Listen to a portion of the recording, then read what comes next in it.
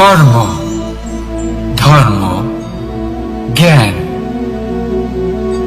এই 3 স্তরে অনেক মানুষ পৌঁছতে পারেন। অনেকে এই পরীক্ষা দিয়ে তাতে উত্তীর্ণ হয়ে যেতে পারেন, কিন্তু শিখরে পৌঁছে শাসন তিনিই করতে পারেন যার কাছে এই চতুর্থ গুণটিও থাকে। সমর্পণ অত্যন্ত গুরুত্বপূর্ণ একটা গুণ। এই সমর্পণ আসলে অত্যন্ত গুরুত্বপূর্ণ। পূর্ণ সমর্পণ দরকার নিজের লক্ষ্যের প্রতি, সমর্পণ নিজের কর্তব্যের প্রতি, সমর্পণ নিজের আত্মার থেকে নির্গত স্বরের প্রতি, সমর্পণ নিজের রথির প্রতি, অর্থাৎ আমার প্রতি। এবার এই পরীক্ষায় অত্যন্ত কঠিন এক বাঁক আসতে চলেছে, যেখানে সারথীকে সমর্পণের নিরিখে পরীক্ষা করা হবে, আর তাতে উত্তীর্ণ হওয়ার পরেই তার হাতে ধর্ম স্থাপনের রথের রাশ তুলে দেওয়া হবে। দেখা যাক কি হয়। ততক্ষণ আপনি প্রসন্ন থাকুন আর আমার সাথে ভালোবেসে বলুন, রাধা রাধা। এই পাথর দেখতে পাচ্ছেন আপনি? কত গোল, কতটা চকচকে। বাচ্চাদের অনেক সময় এটা নিয়ে খেলতে ভালো লাগে, আর কেনই বা লাগবে না। কতটা সুন্দর আর মসৃণ এটা। কিন্তু আপনি কি কখনো ভেবে দেখেছেন এই পাথর আগে কি ছিল? কোনো বিশাল আকার পর্বত, কোনো বিশাল আকার পাথরের একটা বড় ভেঙে যাওয়া অংশ বিশেষ, যেটা কোনোভাবে নদীতে পড়ে নদীর ধারার সাথে বইতে থাকলো, মাটির সাথে ঘর্ষণ হলো, বালির কণার সাথে ঘর্ষণ হতে থাকলো, আর তারপর ধীরে ধীরে এই আকার পেল। এবার আমরাও এই পাথরের মতোই। তাই মনে রাখবেন, আপনার ব্যক্তিত্ব, আপনার এই স্বরূপ ঈশ্বরের দেওয়া কখনোই না। হ্যাঁ, প্রকৃতি অবশ্যই আপনাকে জন্ম দিয়েছে, কিন্তু আপনি নিজে নিজের ব্যক্তিত্বের রচয়িতা, আর আপনি তা রচনা করেন কঠিন পরিস্থিতির মুখোমুখি, সংকটের ধারা পার করে। তাই আপনিও এই পাথরের মতো নিরন্তর চেষ্টা করতে থাকুন, নিজের অস্তিত্ব বজায় রাখুন, এই অস্তিত্বকে মহান করতে থাকুন, আর আমার সাথে ভালোবেসে বলুন, রাধা রাধা। দেখতে গেলে এই সংসার বড়ই সুন্দর, কিন্তু আসল সত্যি এটাই যে সংসারে সবকিছু নশ্বর। যেটা কাল ছিল তা আজ নেই, যা আজ আছে তা কাল ছিল না, আর যা আজ আছে তা কালও থাকবে না। প্রত্যেক মানুষকেই যথাসময়ে কালের কাছে মাথা নত করতে হবে। এই রূপের বিনাশ করে বার্ধক্য, প্রাণের বিনাশ করে মৃত্যু, আলস্য, ঈর্ষা ধর্মের বিনাশ করে, আর ক্রোধ বিনাশ করে সম্পর্কে। কিন্তু এরকম একটা অনুভূতি আছে যা একাই সমস্ত গুণ বিনাশ করতে সক্ষম হয়, আর সেটা হলো অহংকার। তাই জ্ঞানকে নিজের কাছে আসতে দিন, কিন্তু অহংকারকে কখনোই নয়। কারণ যদি এই অহংকার আপনার কাছে চলে আসে, তাহলে জীবনে যা কিছু আপনি অর্জন করেছেন, তা সে গুণ হোক বা হোক ধন, সে বন্ধু হোক বা হোক আনন্দ, সবকিছু শেষ হয়ে যাবে। রাধা রাধা।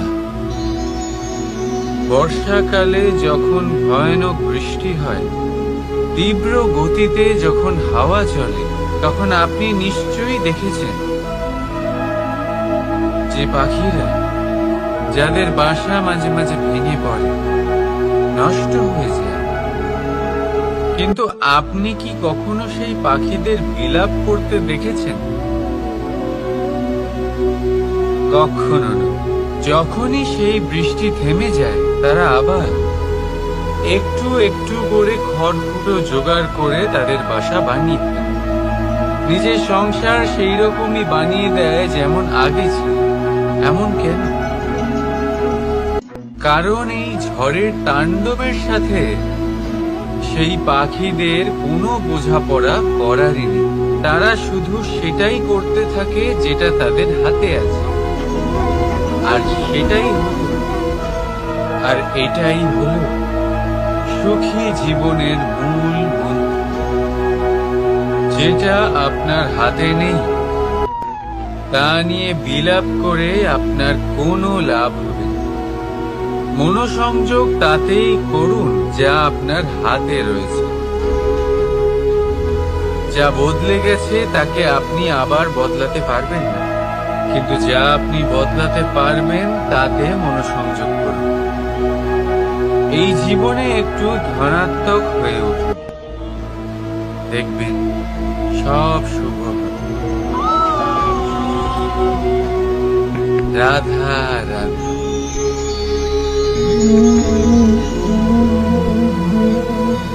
ছোটবেলায় একটা জিনিস আমি কখনো বুঝে উঠতে পারি। আমি সবসময় আশ্চর্য হয়ে থাকতাম যে এটা কি করে সম্ভব হতে পারে। ব্যাপারটা ছিল এরকম, আমি আমাদের গোয়াল ঘরে দেখতাম ভিন্ন ভিন্ন রং রূপের গাভী। কারোর রং কালো তো কারোর রং সাদা, কেউ খয়েরি তো কারোর রং বাদাম। এবার আমি দেখতাম কারোর কারোর শিং বড় তো কারোর এত ছোট যে দেখাই যায় না। কোনো গাভী আকারে ছোট ছিল তো কেউ একটু বড়। কিন্তু যখন সেই সব গাভী দুধ দিত, তখন আমি দেখতাম সেই সব দুধ সমান, রং সমান, স্বাদ সমান, গুণও সমান, আর সমান পুষ্টিও। এবার আমি এটা বুঝতে পারতাম না। আমার দৃষ্টিতে তো সমস্ত গাভী আলাদা আলাদা ছিল। আমি ভাবলাম আমি মাকে জিজ্ঞেস করি। মা আমাকে বললেন, কানাই, রং রূপ পাল্টালেও গাভীদের বাস্তবিকতা তো পাল্টায় না। গাভী তো গাভীই থাকবে। এবার আমি এটা বুঝতে পারি না যে মানুষ এটা আত্মসাৎ কেন করতে পারে না। দেখুন, রং, রূপ, জাত, ধর্ম, ভাষা, এই সবের উপরে হলো মনুষ্যত্ব। আর মনুষ্যত্বের একটাই ধর্ম, আর সেটা হলো প্রেম। তাই এই প্রেম আপনি সকলের সাথে ভাগ করে নিন, প্রেমের সাথে সকলের সেবা করুন। এই মনুষ্যত্বের অমৃত চেখে দেখুন, আর আপনি বুঝে যাবেন যে আমরা কেউ আলাদা আলাদা নই, আমরা সবাই সমান। রাধা রাধা। সাগর, কত বিশাল হয় এই সাগর! কি না করতে পারে এই সাগর! এক মুহূর্তের মধ্যে সব ধ্বংস করে দিতে পারে, প্রলয় ডেকে আনতে পারে, সংসার মুছে ফেলতে পারে। এই সাগর জীবন জ্যোতি নিভিয়ে দিতে পারে। কিন্তু এই সাগর যা মেটাতে পারে না, তা হলো একজন তৃষ্ণার্তের তৃষ্ণা। অন্যদিকে এই ঘোড়া, যা এতটাই ছোট যে গোপিনীরা একসঙ্গে অনেকগুলো নিয়ে চলতে পারে, কিন্তু এই ছোট ঘোড়া অনেকের তৃষ্ণা মেটাতে পারে। এবার বলুন, জল সাগরেও আছে, আবার এই ঘোড়াতেও। তাহলে পার্থক্য কোথায়? এখানে পার্থক্য হলো তাদের আচরণের মধ্যে। একজন মাটির মধ্যে মিষ্টি জল ধরে রাখে, তো আরেকজন নিজের নোনা জলের আঘাতে যে কাউকে মাটিতে মিশিয়ে দিতে পারে। আপনি কি হতে চাইবেন? সাগরের নোনা জল হয়ে কারোর আশা চূর্ণ বিচূর্ণ করে দিতে, নাকি মিষ্টি জলের ঘোড়া হয়ে কারোর তৃষ্ণা মেটাতে? সিদ্ধান্ত আপনার। রাধা রাধা।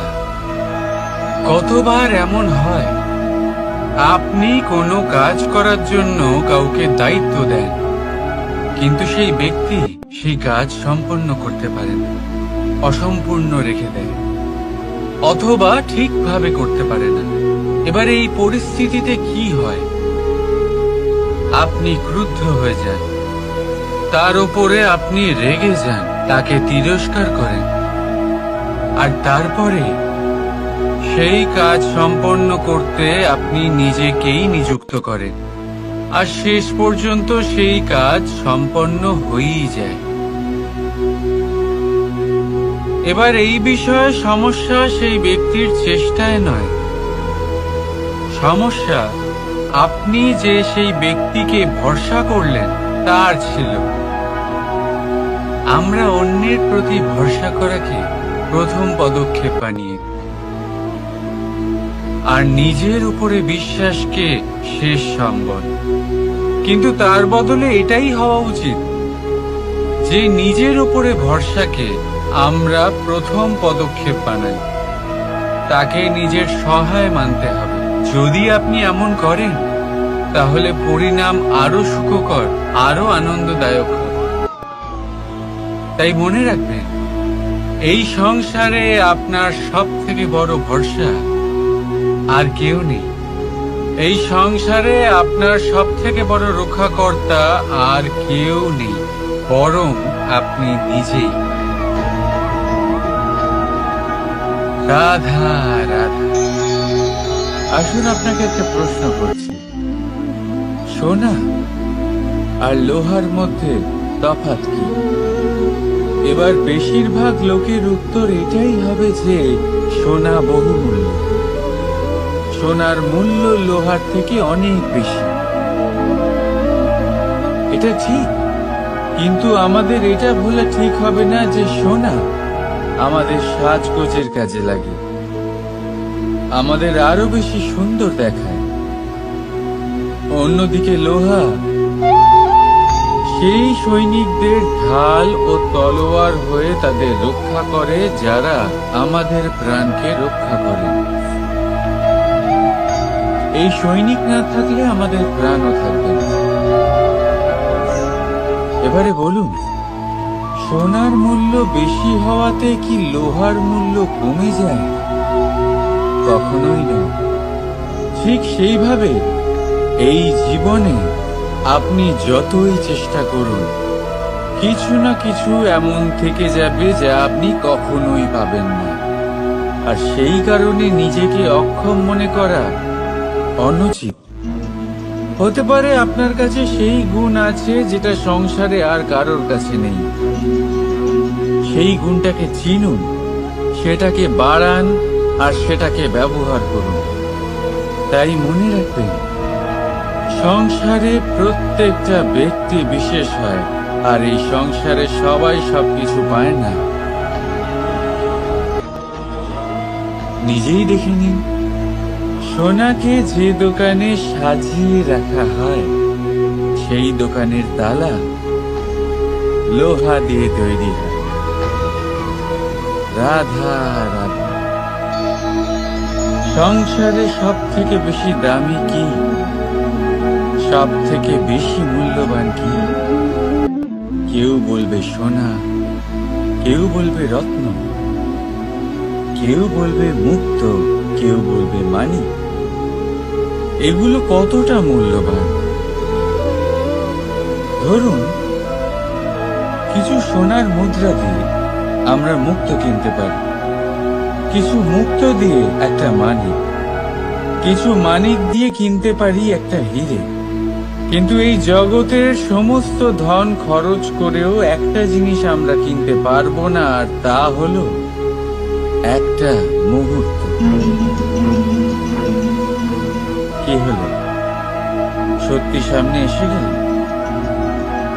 সত্যি হলো এটাই যে জগতে সব থেকে বেশি মূল্যবান সময়, সেই সময় যেটা আমরা এমনি নষ্ট করে দিই অকাজে, কখনো কোনো আশাতে, কখনো শোক করে, কখনো ঘটে যাওয়া দিনের কথা ভেবে, তো কখনো ভবিষ্যতের চিন্তাতে। এই সময়ের সদ্ব্যবহার আমাদের করা উচিত। এই সময়ের সদ্ব্যবহার করে আমাদের ধন অর্জন করা উচিত, মহান কাজ করা উচিত, আমাদের ব্যক্তিত্বকে উদার করা উচিত, ভালো কাজ করা উচিত, সকলের সাথে আনন্দ ভাগ করা উচিত। যদি আমরা এই সংসার থেকে চলেও যাই, তাহলেও সময় আমাদের যেতে দেবে না। এখানেই স্থিত করে রাখবে, কারোর না কারোর জন্য প্রেরণা হয়, বা কারোর মুখে কৃতজ্ঞতার হাসি ফুটিয়ে। রাধা রাধা। সূর্য। এই সংসারে সব থেকে বেশি তেজস্বী এই সূর্য, সব থেকে বেশি উজ্জ্বল, সব থেকে বেশি শক্তিশালী। কিন্তু আপনি কি কখনো সূর্যোদয় দেখেছেন? এই শক্তিশালী সূর্য কিভাবে উদয় হয়?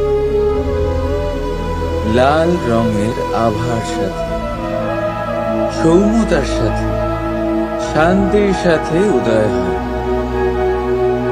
কখনো সূর্যাস্ত দেখেছেন? সেই লাল রঙের আভা, সেই সৌম্যতা, সেই একই শান্তি। আর এটাই একজন মহান ব্যক্তিত্বের গুণ। যখন জীবনে উত্থান ঘটে, তখনও অহংকার করেন না, সৌম্যতা বজায় রাখেন। আবার যখন জীবনে ক্ষতি হয়, তখনও সৌম্যতা বজায় রাখেন। যদি আপনিও চান সূর্যের মতো আপনি সম্মান পাবেন, তাহলে সূর্যের মতন হন। যখন জীবনে আনন্দ আসে, কুশল আসে, তখন সীমা লঙ্ঘন করবেন না। যখন জীবনে দুঃখ আসে, কষ্ট আসে, বিনাশের পথে অগ্রসর হবেন না। সৌম্য থাকুন, শান্ত থাকুন, সূর্যের মতো চকচক করতে থাকুন। কারণ সব মুহূর্তের মতোই এটাও একটা মুহূর্ত। তাতে আপনি আনন্দ লাভ করুন বা পান দুঃখ, এই মুহূর্ত অবশ্যই চলে যাবে। রাধা রাধা।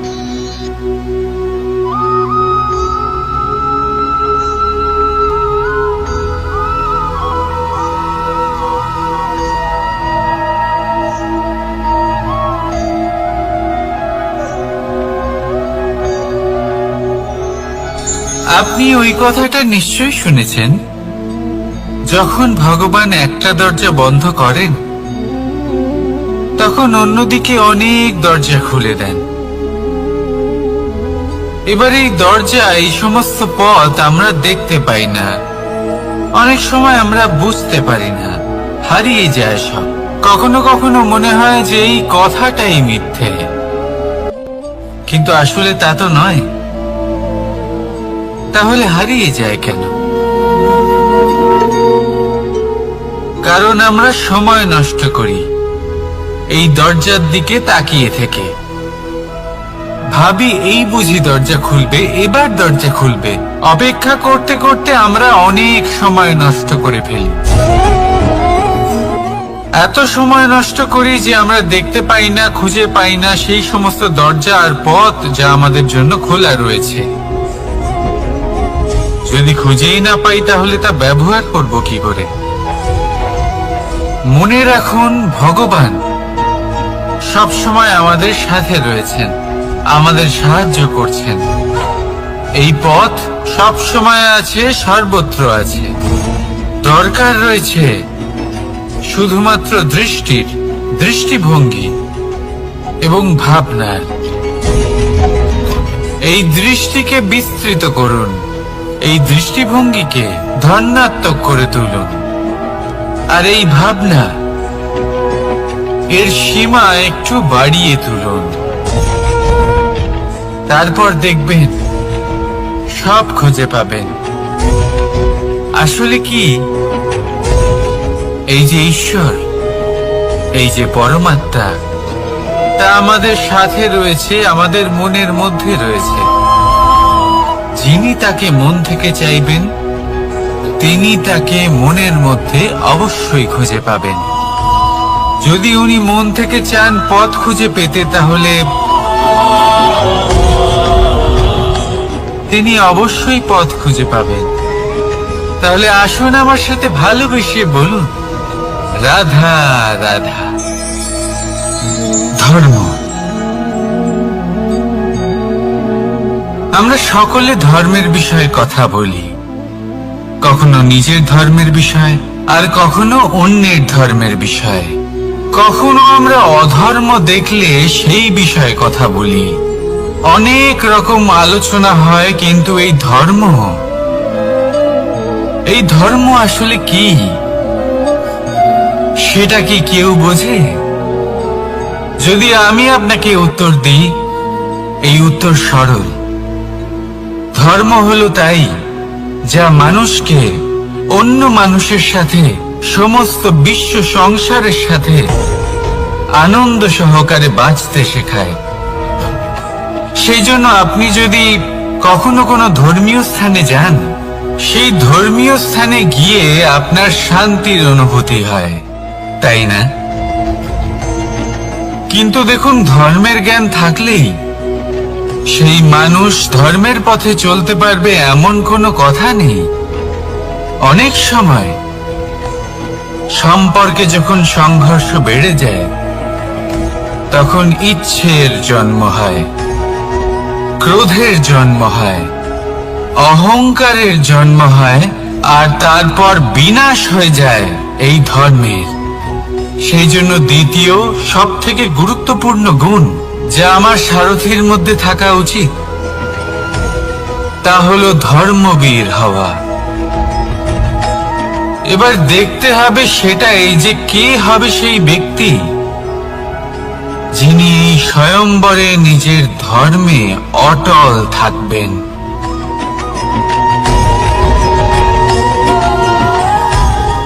কারণ সেই ব্যক্তি এই সংসার থেকে সরে এসে ধর্মের পুনঃস্থাপনের এই মহাকার্যে আমার সারথী হতে পারবেন। তাহলে আসুন আমার সাথে ভালোবেসে বলুন, রাধা রাধা। মাকড়সারা ভীষণ পরিশ্রম করে এটা তৈরি করে, নিজের শরীরের রস দিয়ে এই জাল বনে। আপনি কি এটার উদ্দেশ্য জানেন? আসলে মাকড়সা এই জালে ছোট কীটপতঙ্গ ধরে তাদেরকে খাদ্যরূপে গ্রহণ করে। কিন্তু আপনি কি এই কথা জানেন যে একদিন মাকড়সা নিজেই নিজের জালে জড়িয়ে মৃত্যুবরণ করে থাকে? বলুন, কি করেন আপনি এই জাল দেখতে পেলেই মুছে ফেলেন এর অস্তিত্ব, তাই না? তেমনি অন্যদিকে পাখির বাসা, পাখিরাও ভীষণ পরিশ্রম করে এটা তৈরি করে। কিন্তু যদি পাখি একদিন এটা ছেড়ে চলে যায়, তাহলেও লোকে এটা নষ্ট করে দেয় না। কারণটা কি? এর কারণ হলো এর নির্মাণ জীবন সঞ্চারের জন্য করা হয়েছিল, নষ্ট করার জন্য নয়। তাই মনে রাখবেন, জীবনে আপনার পরিশ্রম যতই বেশি হোক না কেন, যদি আপনার লক্ষ্য শুভ না হয়, তাহলে আপনারও বিনাশ নিশ্চিত। তাই সৃজন করতেই থাকুন আর মুগ্ধ হয়ে বলুন, রাধা রাধা।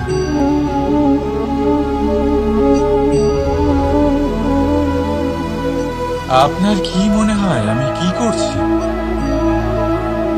আপনি বলবেন আমি প্রদীপ জ্বালাচ্ছি। সঠিক, কিন্তু প্রশ্ন হচ্ছে যে আমি কি আপনাকে বলেছি যে একে প্রদীপ বলা হয়? না। এই প্রদীপ কি নিজেই নিজের পরিচয় আপনাকে দিয়েছে? না। তাহলে আপনি কি করে জানলেন যে একে প্রদীপ বলা হয়? উত্তর হচ্ছে প্রকাশ, যে স্বয়ং জ্বলে অন্ধকারের মধ্যে সংসারকে পথ দেখায়, সেটাই প্রদীপ। যা নিরাশার মাঝে আশার আলো প্রদর্শন করে, সেটাই প্রদীপ। অপর দিকে আছে সাপ, যাকে না দেখেও তার ফনার আওয়াজ শুনেই লোকে ভয় পেয়ে যায়। তার মানে ব্যক্তির পরিচয় তার কর্মের দ্বারা পাওয়া যায়। তাই আপনার এটা বলার প্রয়োজন নেই যে আপনার পরিচয় কি। এটা আপনার কর্মই নিশ্চিত করবে যে লোকে আপনাকে প্রদীপ ভেবে ভালোবাসবে নাকি সাপ ভেবে ভীত হয়ে থাকবে। রাধা রাধা। সময় কত বিচিত্র হয়। সময় আমাদের পক্ষে থাকলে আমরা নিজেদের রাজা মনে করি না, আর সেই সময় যদি বিপক্ষে চলে যায়, তাহলে নিঃস্ব হতে সময় লাগে না। তাই মানুষের একটা অভ্যেস আছে, খারাপ সময়ের জন্য কিছু সঞ্চয় করা। আত্মীয়, বন্ধু খারাপ সময় পাশ থেকে সরে যায়। যশ, মান প্রতিকূল সময় চিরস্থায়ী হয় না। তাই মানুষ মনে করে অর্থ সঞ্চয় করাই শ্রেয়। অর্থের কোনো হৃদয় নেই যা সময়ের সাথে পরিবর্তিত হবে।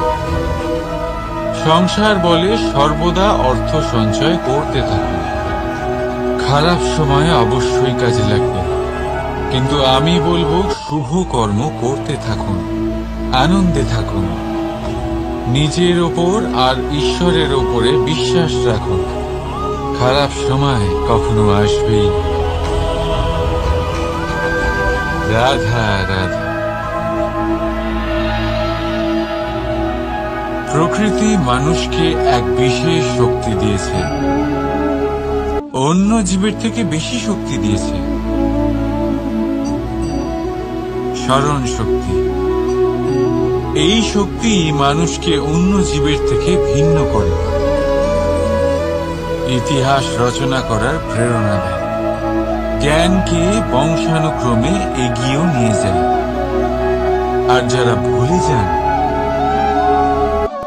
অধিকাংশ সময় তারা উপহাস আর দয়ার পাত্র হয়ে যান। কিন্তু এটাই কি প্রকৃত রূপে সত্য? না। এই স্মরণ শক্তি মানুষের বিকাশের সব থেকে বড় বাধা হয়ে দাঁড়ায়। তার মনকে দূষিত করে দেয়।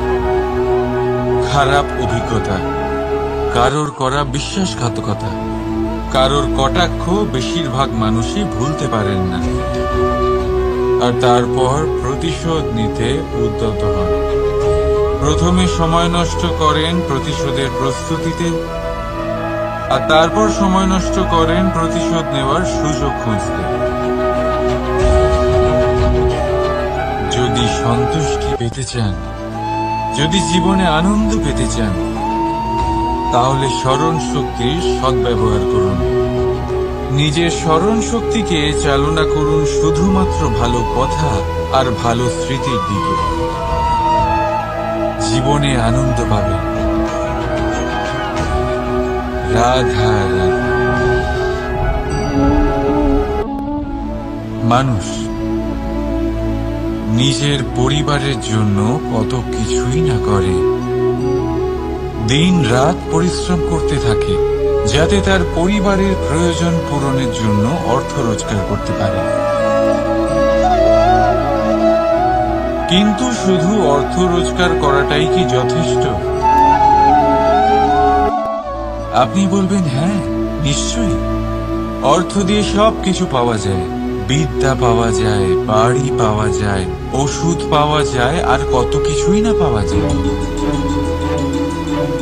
এইসব একটা পর্যায় পর্যন্ত সঠিক, কিন্তু একটু মন দিয়ে ভেবে দেখুন, যখন কোনো শিশু অসুস্থ হয়ে পড়ে তখন সে ওই তিক্ত ওষুধ কেন খেয়ে নেয়?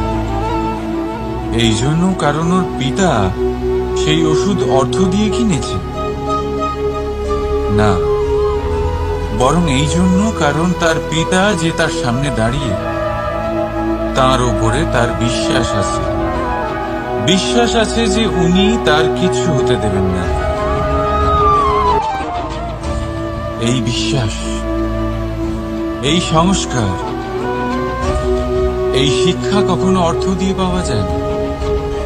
এটা পাওয়া যায় সেই সময় থেকে যা মাতা পিতা তাদের সন্তানের সাথে কাটিয়েছেন। তাই জীবনে অর্থ অবশ্যই উপার্জন করুন, কিন্তু নিজের পরিবারকেও সময় দিন, আনন্দ পাবে।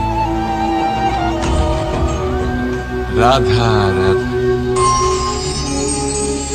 বিরোধিতা এমন এক শব্দ যা শুনে আমরা সবাই ভয় পেতে থাকি। যদি কেউ আমাদের বিরোধিতা করে তা আমাদের সহ্য হয় না। আমরাও কারোর বিরোধিতা করে কোনো শত্রুতা করতে চাই না। এই ধরনের ভাবনা আমাদের মনে আসতেই থাকে। কিন্তু বিরোধিতা, এই শব্দ আপনার শান্তির জন্য, আপনার সুখের জন্য কতটা গুরুত্বপূর্ণ তা আপনারা জানেন না। তাই যদি কাল এসে কেউ আপনার বিরোধিতা করে, তখন সবার আগে নিজেকে যাচাই করুন। আপনি কি ভুল করেছেন? আপনার দোষ কি? নিজের মধ্যে কি ত্রুটি আছে সেটা বোঝার চেষ্টা করুন। নিজেকে সংশোধন করার চেষ্টা করুন, তারপর দেখুন বিরোধিতার এই আগুন আপনাকে স্বর্ণ থেকে কুন্দন বানিয়ে তুলবে। বলা হয় এই সংসারে খারাপ বেড়েই চলেছে, কিন্তু তার কারণ এ নয় যে খারাপ মানুষ বেড়ে চলেছে। তার কারণ হল যে ভালো মানুষ, যাদের ভালো চিন্তা, ভালো বিচারধারা আছে, তারা খারাপের বিরোধিতা করতে পারে না। যদি আপনার সম্মুখে কোনো খারাপ কর্ম হয়, তাহলে তার বিরোধিতা করতে সংকোচ করবেন না, কারণ বিরোধিতার এই আগুন মন্দকে পিছুপা হতে অবশ্যই বাধ্য করে। রাধা রাধা। বিশ্বাস, জীবনে বিশ্বাস কতটা গুরুত্বপূর্ণ। একজন স্ত্রী তার স্বামীর হাত ধরে যে কোনো জায়গায় যেতে পারে, এর কারণ হলো বিশ্বাস। তার নিজের স্বামীর উপরে বিশ্বাস আছে। যখন একজন মা তার ছোট বাচ্চাকে কোলে তুলে হাওয়ায় ওঠায়, তখন সেই বাচ্চা ভয়ভীত হয়ে যায় না। তার কারণ হলো বিশ্বাস। তার বিশ্বাস আছে যে তার মা তার কিচ্ছু হতে দেবে না। এক বৈদ্যের দেওয়া ঔষধ সন্তান কিছু না বুঝে শুনেই খেয়ে ফেলে। সেই বৈদ্যের জ্ঞানের বিষয়ে তার কোনো ধারণাই থাকে না। শুধু নিজের পিতার উপরে বিশ্বাস আছে যে তার পিতা তাকে খারাপ কিছুই দেবে না। যখন এই সংসারের প্রতিটা বন্ধন বিশ্বাসের উপরে দাঁড়িয়ে আছে, তাহলে কেন এই বিশ্বাসকে আমরা জীবনে আনতে পারি না? আপনি নিজেই দেখুন, এই বিশ্বাস নিজের জীবনে এনে দেখুন, সবকিছু আরো সুন্দর হয়ে যাবে। তাই ভালোবেসে বলুন, রাধা রাধা।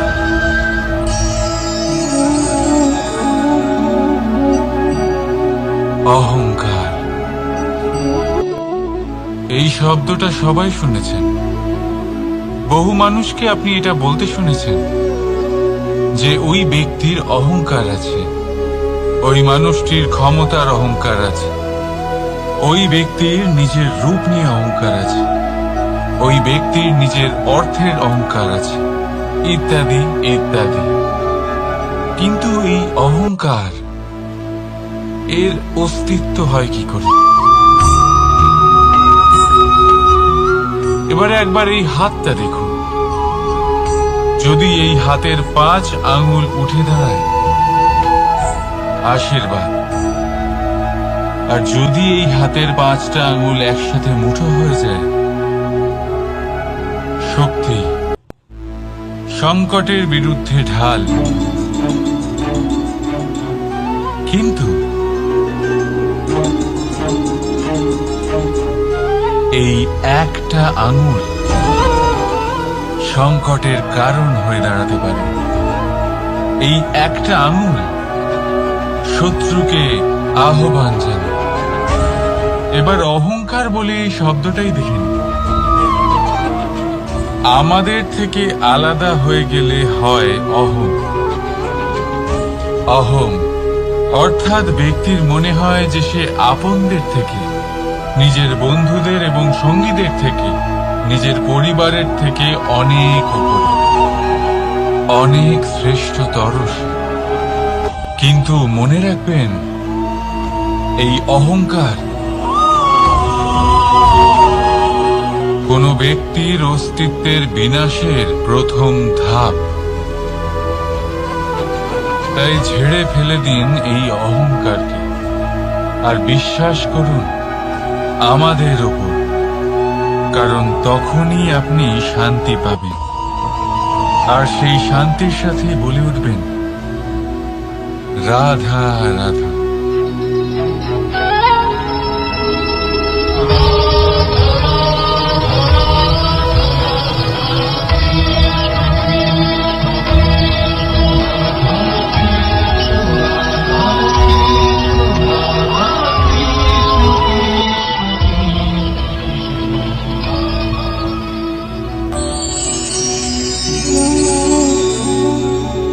সাফল্য।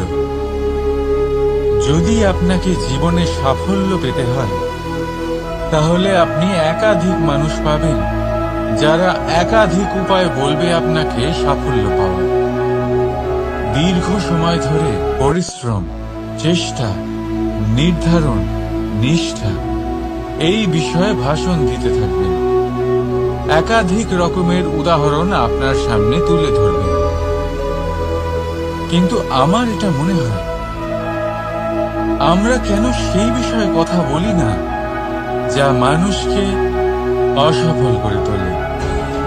শুধু দুটো ব্যাপার অসফল হওয়া নিশ্চিত করে।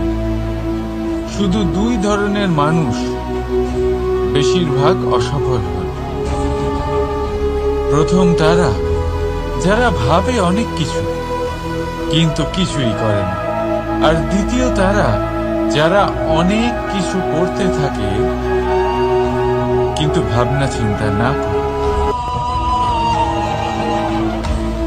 ভাবনা আর কর্ম, এদের মাঝে সামঞ্জস্য রাখা খুব জরুরি।